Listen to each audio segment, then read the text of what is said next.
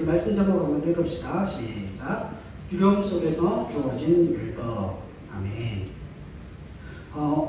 우리가 함께 읽은 1절 말씀을 보면 이렇게 기록합니다. 내가 너희에게 가르치는 규례와 법도를 듣고 준행하라. 그래야 어떻게 되어진다고요? 살고 하나님이 주시는 땅에 들어가고 그것을 얻게 되어질 것이라 말씀하고 있습니다. 자, 여기서 말하는 규례와 법도는 뭘 이야기할까요? 율법을 이야기합니다. 이스라엘이 율법을 지켜야 하는 것은 이스라엘 백성들이 다른 나라와 구별되는 분명한 표지이기 때문에 그렇죠. 중요한 구절이니까 한번 찾아보겠습니다. 레위기 11장 45절 한번 가보시죠. 레위기 11장 45절.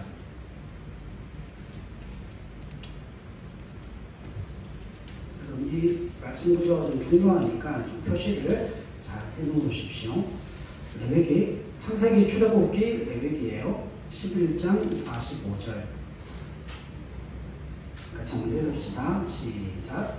나는 너희의 하나님이 되려고 너희를 애굽 땅에서 인도하여 낸 여호와나 내가 거룩하니 너희도 거룩할지어다. 아멘. 여러분 이 말씀이 굉장히 중요한 말씀이에요. 하나님께서 이스라엘 백성들에게 율법을 왜 주셨을까요? 그 율법의 요구를 받고 있는 그 이스라엘 백성들이 어떤 지위와 신분에 있는지를 알려주는 말씀이에요. 하나님께서 이스라엘 백성들에게 율법을 요구하시는 것은 이스라엘 백성들이 누구의 소유이기 때문입니까? 맞아요. 하나님의 소유이기 때문이죠. 자, 그렇다면 하나님 편에서 보면 자기 백성들을 소유할 수 있는 단 하나의 조건이 뭐죠? 그게 율법이에요. 하나님이 이스라엘 백성들을 소유하기 위한 단 하나의 조건이 성경은 율법이라고 이야기를 하고 있는 겁니다. 여러분 하나님은 거룩하신 분이에요. 그렇기 때문에 누구도 거룩해야 된다고요? 하나님의 백성들도 거룩해야 한다라고 말씀을 하고 있습니다. 여러분 그 백성을 거룩하게 하기 위하여서 그들을 거룩하지 못한 곳에서 다시 말하면 죄를 짓도록 강요되어져 있는 그 죄인된 자의 권세 잡은 자, 그 사망으로부터 저들을 뭐 하신 겁니까? 꺼내신 거죠. 사망으로부터 그들을 구원하시는 거예요. 그런데 우리가 누가복음에서 살펴본 것과 같이 하나님의 구원의 역사는 누가 하지 못하는 일이에요. 사람으로서는 할 수 없는 그 일을 하나님이 행하시는 거죠. 그 죄와 사망을 물리치시고 그곳에서부터 하나님의 자녀들과 백성들을 구원해내신 겁니다. 이걸 다른 말로 하면 그 구원 자체를 무엇이라고 이야기할 수 있죠? 하나님이 하나님 백성들을 뭐하고 싶어 하시는 거예요? 자신의 것으로 소유하고 싶어 하시는 거예요. 그래서 출애굽기 19장 6절부터 보면 이스라엘 백성들이 누구의 소유라고 말씀합니까? 하나님의 소유된 백성이라고 이야기를 하죠. 하나님의 것으로 불러내셨다는 그 의미가 무엇에 담겨져 있어요? 그 구원이라는 의미 속에 가장 중요하게 내포되어져 있습니다. 그러니까 하나님께서 우리를 자신의 백성으로 소유하시기 위해서 하나님 쪽에서 베푸신 은혜가 구원이라고 하는 거죠. 자, 그러면 이제 그 죄와 사망의 자리에서 하나님의 것으로 하나님의 소유로 꺼내어지고 부름받아 구원받은 하나님의 자녀와 백성 쪽에서 해야 될 일은 뭘까요? 분명합니다. 하나님에게로부터 뭐 하는 거예요? 떠나지 않는 거예요. 그러니까 하나님께 딱 붙어서 하나님과의 그 관계성을 뭐 하지 않는 거예요? 벗어나지 않고 떠나지 않는 겁니다. 왜냐하면 하나님께서 이스라엘 백성들을 구원하신 의도와 목적이 거기에 있기 때문에 그렇습니다. 하나님의 거룩하심에서 떠나지 않는 것. 여러분, 하나님께서 하나님의 거룩함으로부터 떠나지 않는 그 최소한의 명문화되어져 있는 것이 성경에서 율법이라고 이야기를 합니다. 자, 율법은 최대한의 기준이 아니고 어떤 기준이에요? 하나님의 거룩함으로부터 떠나지 않을 수 있는 최소한의 기준이 뭐가 되어지는 겁니까?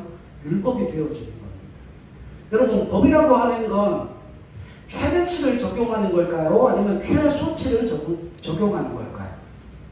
최소치를 적용하는 겁니다. 왜냐하면 실제로 우리가 삶을 살아가다가 보면 법이라는 것에 대해서 인식을 해요, 안 해요? 대부분 인식을 잘 못합니다. 지금과 같은 시국에서야 그 법에 관한 문제가 굉장히 크게 대두되어지고 있지만 그 법이라고 하는 것 자체가 최소한의 기준이기 때문에 우리가 일상적인 삶을 살아갈 때 그 법을 따지고 그 법을 인식하면서 사는 사람들은 거의 없습니다. 이유는 분명하죠. 법이 그 최소한의 기준을 가지고 있기 때문에 그걸 실제적으로 인식하지 않는다 할지라도 뭐 하는 데는 지장이 없어요. 일상적인 삶을 살아가는 데는 지장이 없습니다.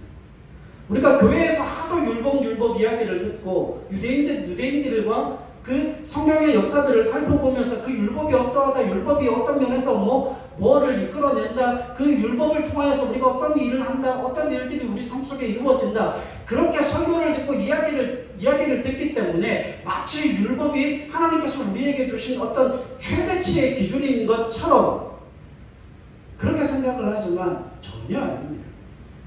율법은 하나님의 자녀들과 하나님의 백성들이 하나님이 거룩하시기 때문에 자신들도 거룩해야 한다라고 하는 하나님의 자녀요 백성으로서의 최소한의 뭐예요? 기준이 되어지는 겁니다. 그렇기 때문에 율법은 범하면 된다, 안 된다? 율법은 범하면 안 되는 겁니다. 왜냐하면 최대한의 기준이 아니고 최소한의 기준이기 때문에 그렇습니다. 그러니까 여러분 율법을 이렇게 생각하시면 안 돼요. 율법을 지키면 상을 받고 안 지키면 벌을 받는다라고 하는 그러한 기준으로 뭐가 주어져 있지 않아요? 율법이 주어져 있지는 않습니다. 하나님의 자녀와 백성됨을 인증하는 필수적인 조건이 뭔 거야? 율법인 거예요. 하나님의 자녀가 되고 하나님의 백성이 되었다라고 하는 그 최소한의 인증 기준이 뭡니까? 율법인 겁니다. 왜냐하면 생각해 보세요. 가나안 땅에 딱 들어갔는데 가나안에 이미 다른 7 족속들이 있잖아요. 헷가이 부하기어라고 하는 7 족속들이 살고 있는데 그 땅에 딱 들어가서 이스라엘 백성들이 내가 하나님의 자녀요 하나님의 백성들을 뭘로 표현할 겁니까? 뭘로 나타낼 겁니까? 제사제도, 그 다음에 일반적으로 살아가는 그 모든 삶의 규정이 어디에 나타나 있어요? 율법에 나타나 있지 않습니까? 그러면 그들이 율법의 말씀을 따르고 순종하지 않는다라고 하면 이방 민족과 이방 나라들과 구별되는 게 있어요, 없어요? 전혀 없습니다. 그러니까 율법이라고 하는 건 그 땅에 들어가서 다른 나라와 민족들과는 구별되어지는 가장 최소한의 조건이 율법으로 주어져 있다라고 하는 거예요. 그러니까 우리는 율법이 날마다 최대치라고 여겨서 그 율법 자체가 우리를 올가매는 것이라고 생각하지만 아니요. 하나님의 자녀와 백성됨의 최소한의 기준, 하나님의 백성으로서 자신의 최소한의 지위를 확보하는 유일한 조건이 율법이라고 합니다. 그러니까 여러분 생각해 보세요. 그 애굽에서 하나님께서 이스라엘 백성들을 건져 구원하여 주셨을 때 거기에는 이스라엘 백성들만 있었던 게 아닙니다. 그렇죠? 여러분 아브라함의 자손들만 그 애굽에서 나온 게 아니에요. 누가 따라 나왔습니까? 수많은 잡족들이 함께 따라 나왔다는 거예요. 그러면 그 수많은 잡족들이 함께 따라 나왔을 때 그들도 아브라함의 자손일 수 있는가? 그 의문이 대두되게 되죠. 근데 그들도 뭐가 되어질 수 있어요? 아브라함의 자손이 되어질 수 있습니다. 어떻게? 시내산에서 그들이 공히 이스라엘 백성들도, 그러니까 아브라함의 혈통적인 후손들도, 그리고 그 이스라엘 백성들을 따라 나온 수많은 잡족들도 공이 뭘 받았어요? 시내산에서 율법을 받았습니다. 그 율법이 뭐에 대한 기준인 거예요? 하나님의 자녀요 백성됨의 가장 최소한의 필수적인 조건이었다는 거죠. 그러니까 생각해 보세요. 이렇게 생각하시면 됩니다. 우리는 지금 여기서 뭘 하고 있죠? 예배하고 있죠. 그러나 밖에 보면 날씨가 좋다고 공원으로 놀러 가는 사람들, 친구를 만나러 가는 사람들, 그래서 그 사람들과 우리가 무엇에서 비교되어지는 거죠? 하나님의 자녀와 안 자녀예요. 그러니까 예배라고 하는 건 결과적으로 보면 오늘 이 시대를 살아가는 사람들에게 있어 이 예배라고 하는 건 무슨 의미를 가지고 있어요? 우리가 하나님의 자녀됨과 하나님의 백성됨의 기준이 되어지는 거죠. 그러니까 하나님의 자녀들은 예배할 것이고 하나님의 자녀가 아닌 사람들은 자신의 의지를 따라서 자신이 원하는 걸 하면서 살아간다는 그 의미를 가지고 있습니다. 그러니까 여러분 이 율법 자체가 이스라엘 백성들에게 얼마나 중요한지 모릅니다. 다시 신명기로 가십시다. 신명기 4장 5절 말씀 한번 보세요. 신명기 4장 5절 다시 읽읍시다. 시작. 내가 나의 하나님 여호와께서 명령하신 대로 규례와 법도를 너희에게 가르쳤나니 이는 너희가 들어가서 기업으로 차지해야 할 땅에서 그대로 행하게 하려 함인즉. 아멘. 여러분 기업으로 얻을 땅과 항상 뭐가 함께 같이 붙어 나오는가 하면 규례와 법도를 지켜야 하는 것이 항상 함께 붙어 다닙니다. 그러니까 이걸 다르게 표현하면 규례와 법도를 지키지 않으면 하나님께서 주시는 그 약속의 땅에서 살아갈 수 있다 없다? 없어요. 하나님께서 주시는 그 땅을 받을 수도 소유할 수도 없다라고 이야기를 합니다. 왜냐하면 하나님께서 주시는 그 약속의 땅은 무엇으로 이루어지는 땅이기 때문에요? 하나님의 통치와 하나님의 다스림이 시행되어지는 땅이기 때문에 그렇습니다. 이번 주 수요일날 제가 그 말씀을 드릴 거예요. 하나님이 온유한 자에게 왜 땅을 선물로 주시는지, 온유한 자가 왜 그 땅을 하나님으로부터 기업으로 받을 수 있는지, 그 땅이 어떤 땅인지에 대해서 설명을 드릴 텐데, 말씀을 드릴 텐데, 여러분 오늘 이 땅을 살아가는 사람들 가운데 두 종류의 사람들이 있어요. 죽음의 땅 가운데, 죽음의 땅을 소유함을 통하여서 사망과 멸망과 저주의 땅을 소유해서 살아가는 사람이 있고, 하나님이 허락하시는 그 생명을 누리는 하나님의 자녀요 백성들의 삶을 누리는 생명의 땅을 소유한 하나님의 사람들이 있다라고 하는 거예요. 그러니까 여러분 이스라엘 백성들이 들어가게 될 그 가나안 땅 가운데 일곱 족속들은 그 가나안 땅에 이미 살아가고 있지 않습니까? 그런데 가나안 땅에 이미 살아가고 있는 그 일곱 족속들에게 있어 그 가나안 땅은 생명의 땅입니까? 사망의 땅입니까? 사망의 땅이에요. 그런데 그 사망의 땅에 누가 들어가면, 이스라엘 백성들이 그 땅에 들어가면 그 땅은 하나님이 허락하신 약속의 땅이 되어짐으로 말미암아 가나안의 일곱 족속들은 사망과 멸망과 저주의 땅 속에 땅 아래서 살아가지만 그 땅에 들어갈 이스라엘 백성들은 하나님의 다스림과 통치를 받는 하나님의 백성으로 무엇을 누리고 향유하는 존재가 되어지죠? 하나님의 생명과 하나님의 은혜를 누리고 향유하는 존재로 살아갈 수 있게 되어진다는 거죠. 그러니까 누구에게는 무슨 땅이 되어져요? 사망의 땅이 되어지는 반면에 또 다른 누구에게는 어떤 땅이 되어지죠? 생명을 누리는 땅이 되어집니다. 이건 어디에서 보면 알 수 있느냐 하면, 여러분 가나안을 정탐하고 돌아온 그 정탐꾼들이 그 땅을 뭐라고 이야기합니까? 딱 두 사람만 그 땅에 대해서 호평을 하죠. 여호수아와 갈렙만. 그래서 그 땅이 참 좋은 땅입니다. 그런데 그 나머지 10지파의 부령들은 뭐라고 이야기합니까? 그 땅은 우리를 삼키는 땅이라고 이야기해요. 우리를 삼키는 땅이라고 이야기했던 그 10지파의 부령들은 그 땅에 들어가요? 못 들어가요? 못 들어갑니다. 그 땅을 소유할 수가 없습니다. 분명한 이유가 그겁니다. 그 땅은 하나님이 허락하시는 곳이기 때문에 하나님의 통치와 하나님의 다스림이 시행되어지는 땅이기 때문에 그렇습니다. 하나님의 명령이 시행되어지지 않는 자는 그 땅에 들어갈 수 없다라고 하는 것이죠. 그러니까 여러분 이런 의미예요. 약속의 땅, 하나님이 주신 그 땅에 들어가려면 그 최소한의 조건과 기준이 뭐가 되어지는 거예요? 율법이 되어지는 겁니다. 왜요? 내가 하나님의 자녀입니다. 내가 하나님의 백성입니다. 그래서 그 율법을 지키고 순종한다라고 하는 것은 하나님의 통치와 하나님의 다스림을 내가 인정하고 받아들이는 것이 되기 때문에 그들에게 그 땅이, 그 약속의 땅이 주어진다라고 하는 것이죠. 여러분, 거룩한 하나님, 거룩한 백성으로 부름을 받은 우리가 죄악과 패역함으로 흘러가면 어떤 일이 발생합니까?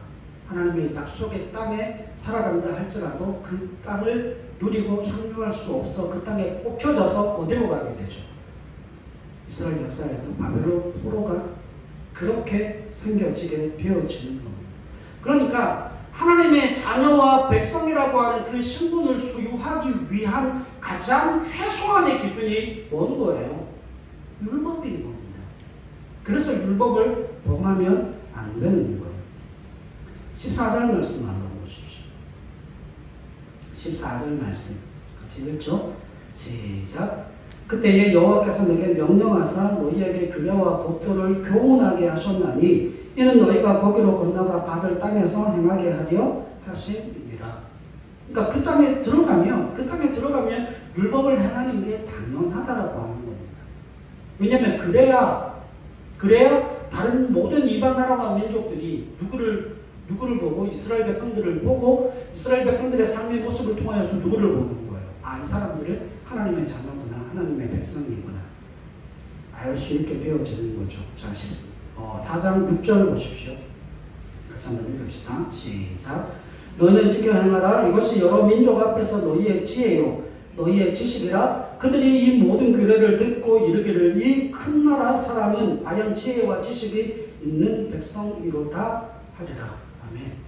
자, 여러분, 지혜와 지식의 차이는 어디에 있죠? 지혜가 더 큰 겁니까? 아니면 지식이 더 큰 겁니까? 지혜 안에 지식이 포함되어져 있죠.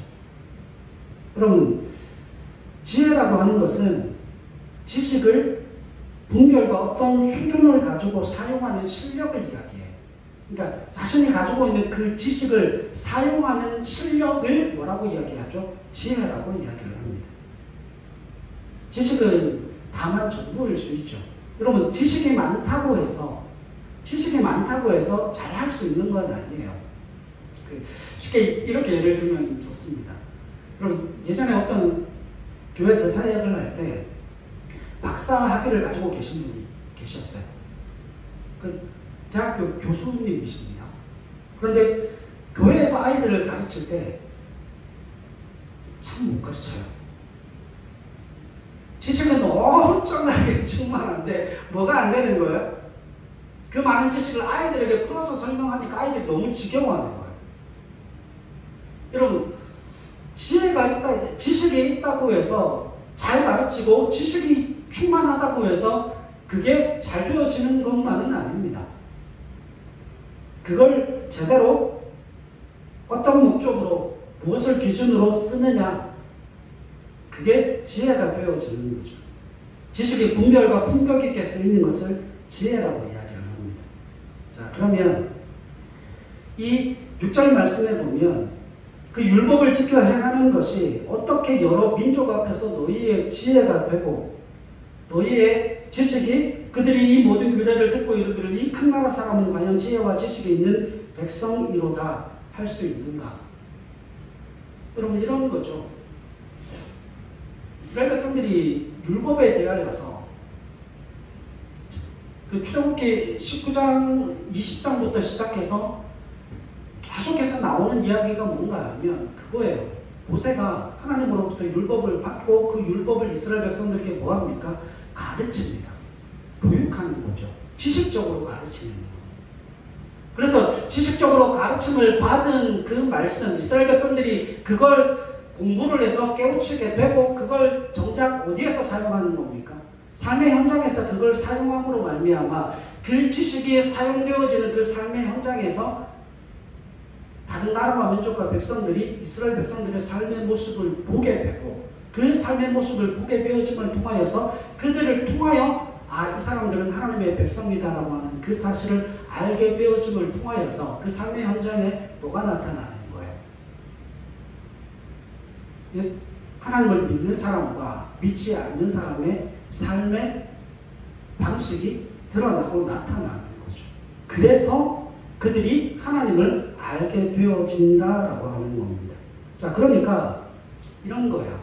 하나님의 자녀들, 하나님의 백성들, 하나님의 소유된 자녀와 백성들이 하나님으로부터 복을 받아서 뭘 해야 됩니까?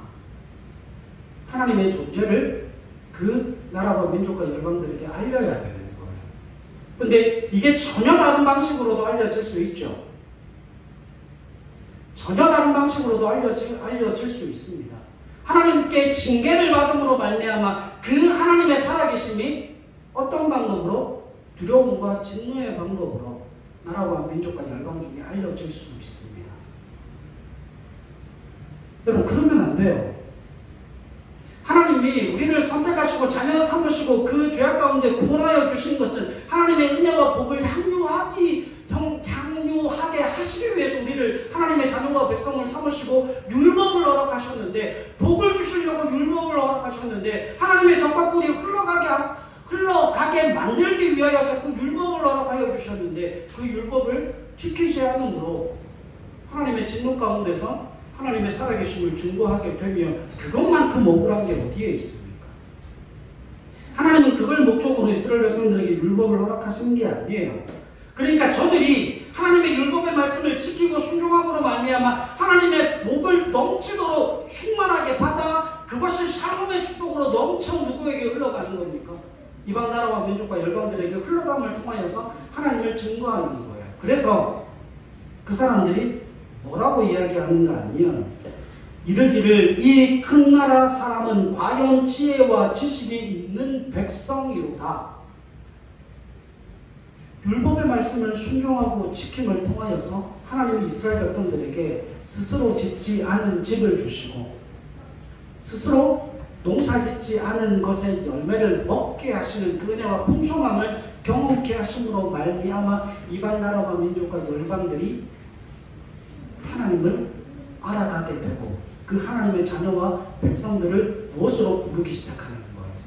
지혜와 지식에 충만한 하나님의 사람으로 인정하게 되어진다라고 하는 거죠.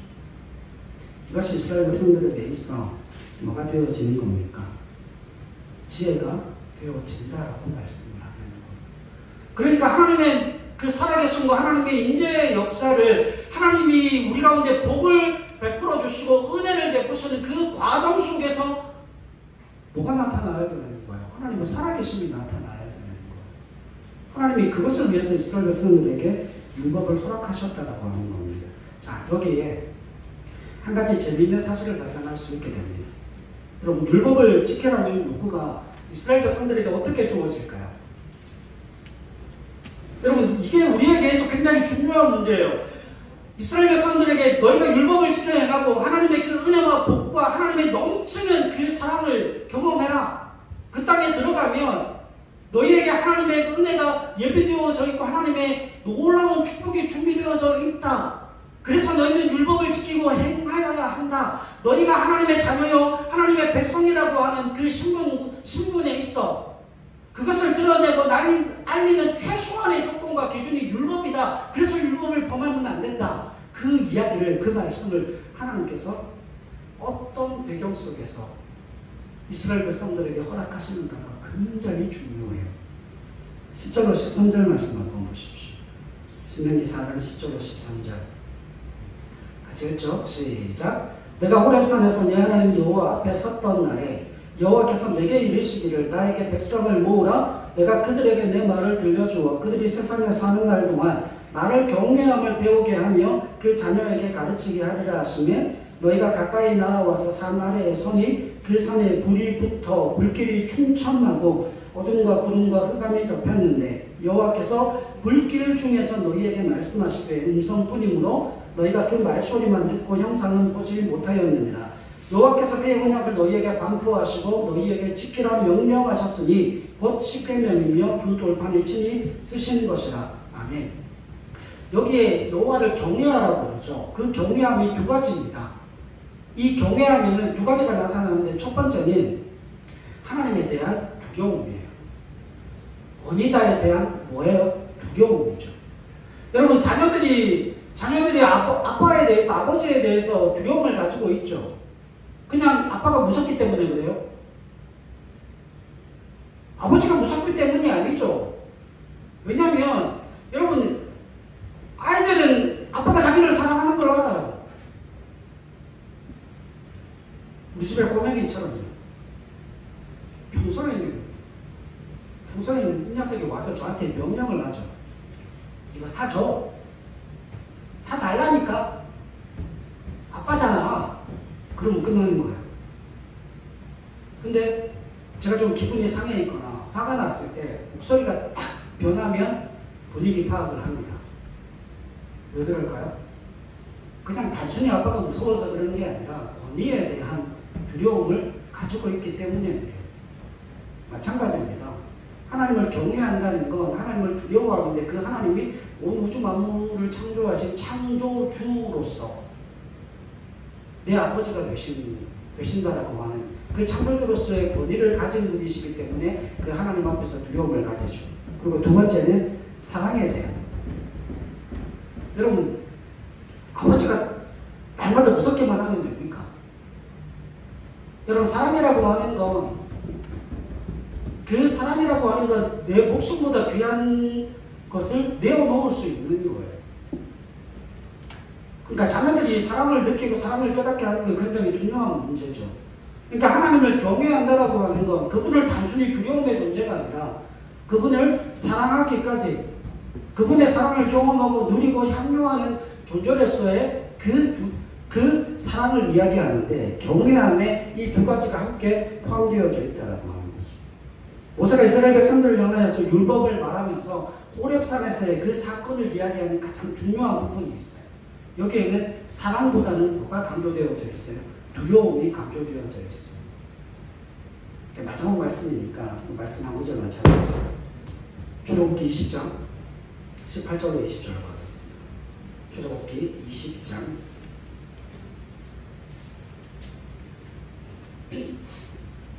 18절부터 20절까지. 창세기 출애굽기죠. 20장 18절로 20절 읽읍시다. 시작. 룻 백성이 우레와 번개와 나팔 소리와 산의 연기를 본지라 그들이 볼 때에 떨며 멀리 서서 모세에게 이르되 당신이 우리에게 말씀하소서 우리가 들으리이다. 하나님이 우리에게 말씀하시지 말게 하소서 우리가 죽을까 하나이다. 모세가 백성에게 이르되 두려워하지 말라. 하나님이 임하심은 너희를 시험하고 너희를 경외하며 범죄하지 않게 하게 하심이니라. 아멘. 여기에 경외한다는 말 나오죠. 이 경외한다는 의미가 무슨 의미로 쓰였을까요? 두려워하라는 의미로 쓰였습니다. 여러분, 이스라엘 율법을 주실 때 이스라엘 백성들이 그 하나님에 대해서 굉장히 두려워함을 느끼죠. 두려워 떨었다라고 이야기를 해요. 그래서 모세가 백성에게 이야기하죠. 두려워하지 말라. 하나님이 임하시면 너희를 시험하고 너희를 경외하여 범죄하지 않게 하게 하십니다. 그러니까 하나님이 그렇게 두려운 모습으로 임재하시는 이유가 뭡니까? 범죄하지 못하도록 만들기 위해서 하나님이 그렇게 두려운 모습으로 이스라엘 백성들 앞에 드러나고 나타났다라고 이야기를 합니다. 자, 이게 왜 이렇게 되어져야 하는가 하면 이겁니다.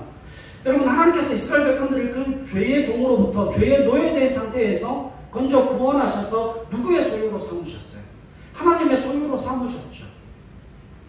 그 거룩하지 못한 죄를 짓게 만들고 죄를 짓게 하는 강제적으로 그 죄악 속에 살고 있는 그 영혼들을 건져 구원하셔서 하나님의 소유로 하나님의 거룩한 백성이 되게 하셨을 때에 그 이스라엘 백성들이 계속해서 하나님의 소유로 남아있게 하려면 뭐가 필요한 겁니까? 그 거룩함을 유지할 수 있게 해야 되는 거죠. 그 하나님의 것으로 하나님께 붙어 있게 하는 그 최소한의 기준이 뭡니까? 범죄하면 안 되는 거예요. 범죄하지 못하도록 이스라엘 백성들에게 있어 어떤 최소한의 기준을 제시해주고 있는데 그게 율법이라고 말씀합니다. 여러분, 근데 그 율법이 어떻게 주어지는가 하면 두려움으로 주어지고 있습니다. 이스라엘 백성들이 하나님의 음성을 듣고 두려워 떨 만큼 그 하나님이 무시무시한 은속으로 이스라엘 백성들에게 말씀을 하고 있는 거죠. 그러니까 여러분, 여기서 가장 중요한 문제가 하나님을 모시고 살아가기 위해서는 우리가 거룩해야 하는데, 그 거룩함에 있어서 일단 뭐 하면 안 되는 거죠? 범죄하면 안 되는 거예요. 여러분, 제가 사역을 처음 시작했을 때 유초동부에서 제가 희한한 일을 경험했습니다. 제가 뭐 25년 부교육자 생활하면서 그런 경우를 거의 본 적이 없습니다. 대구의 경산에서 제가 첫 사역을 시작을 했는데, 그 교회에서 제가 4년 정도를 사역을 했거든요. 유초동부, 중고등부, 청년부까지 그 부교육자가 저 혼자밖에 없었으니까 그때 제가 전도사였습니다. 신학대학교를 다니고 있으면서 전도사 사역을 시작을 했는데, 그때 이삭이라고 하는 친구가 있었어요. 그 이름이 이삭이었습니다. 근데 그 아버지가 안수 집사님이셨고 엄마가 교회 집사님이셨는데, 이 친구가 되게 이제 그 사고를 좀 치고 다니는 친구입니다. 그러니까 좀 개구장이였던 거죠. 근데 이 친구가 사고를 친 거예요. 이제 구체적으로 뭔 사고인지는 잘 모르겠는데, 그래서 집에서 된통 엄마한테 야단을 맞았습니다. 이 엄마가 그냥 보통 야단을 친 게 아니고, 그 할아버지가 장모님이시거든요. 그러니까 이 친구는 뭐 눈 뜨면 주일날 교회 가는 게 일상이었어요. 노는 것도 교회에서만 놀았으니까. 근데 이 엄마가 하도 사고를 크게 치고 속을 썩이니까 주일날 아침에 일어나자마자 아이 방으로 가서 이렇게 이야기합니다. 야! 일어나! 넌 오늘 교회 가지 마! 넌 교회 갈 자격이 없어! 넌 오늘 교회 오지 마! 그런 거예요. 그러니까 그 이야기를 듣고 울고불고 난리가 났습니다. 엄마 아빠 가사기를 잡고, 엄마! 왜 내가 잘못했어. 미안해. 다시는 안 그럴게. 교회 가게 해달라. 교회 가게 해달라. 말도 안 되는 소리 하지 말라고. 넌 교회 올 자격이 없으니까 너 오늘 교회 오지 마. 집에 있어. 집에서 먹고 자. 놀아. 애가 울고불고 난리가 난 거예요. 교회 가는 엄마 뒤를 막 따라오면서 엄마 옷을 붙들고, 엄마! 나 교회 갈래. 그래서 교회를 왔을까요? 못 왔을까요? 왔을 것 같습니까? 못 왔을 것 같습니까? 왔어요.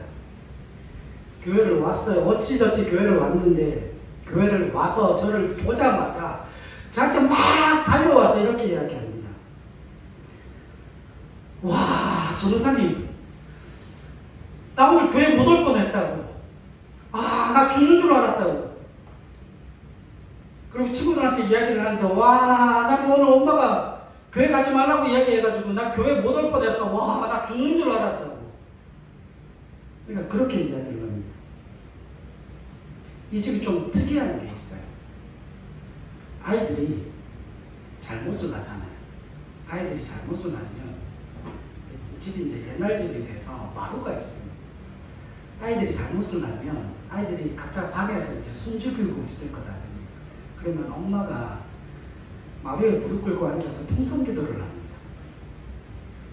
어떻게 통성기도를 하는가 하면, 하나님, 제가 믿음이 부족하고 은혜가 부족해서 아이들을 이것밖에 못 가르쳐서 저것들이 저렇게 잘못을 하고 합니다.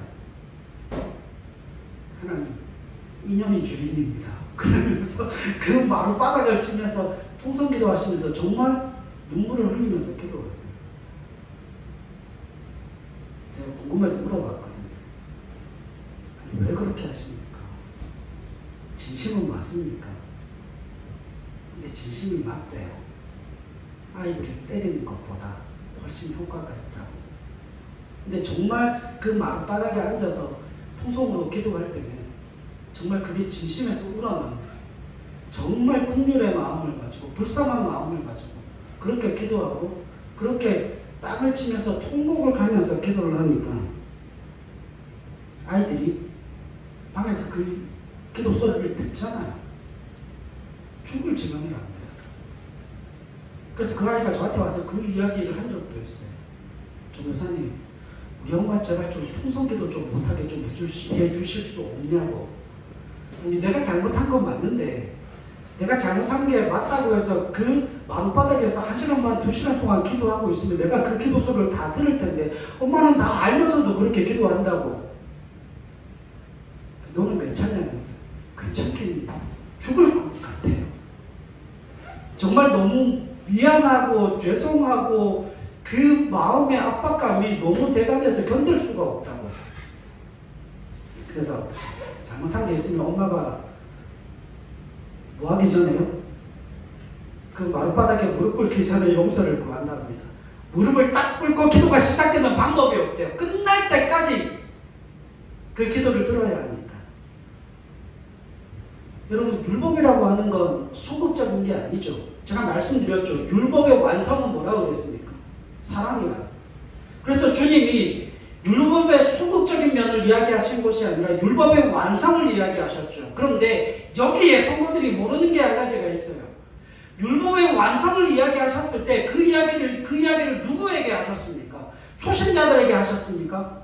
아니에요. 바리새인들과 서기관들과 대제사장들과 그 당시에 많은 사람들로부터 존경받는 종교인들을 향하여서 예수님께서 그 이야기를 하시는 거예요.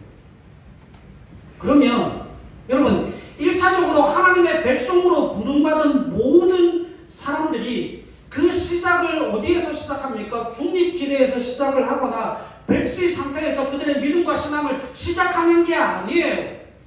그들이 어디서부터 구원을 받았기 때문에.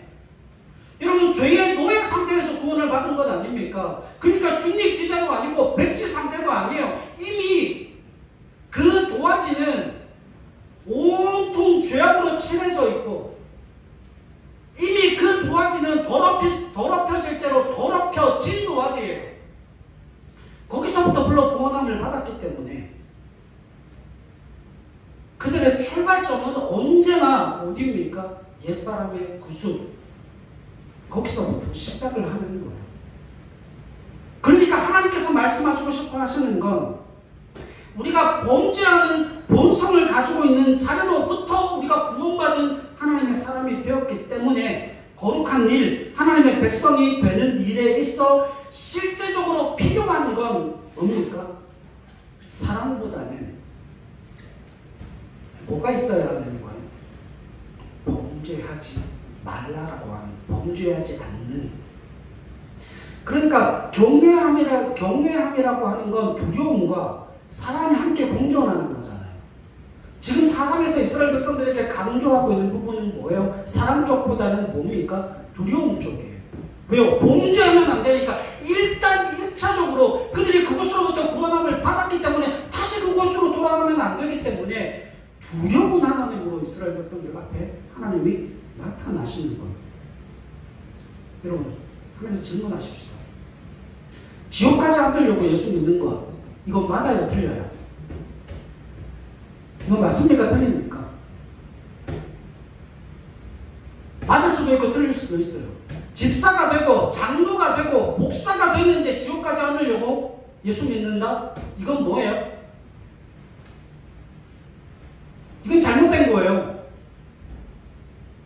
그런데 지금 이스라엘 백성 입장에서 보면 그 모든 죄악의 사로로부터 죄악된 본성으로부터 이제 구원함을 받은 그 이스라엘 백성들에게 있어서는 지옥 가지 않으려고 예수 믿는다. 이 말 맞아요? 틀려요? 맞아요.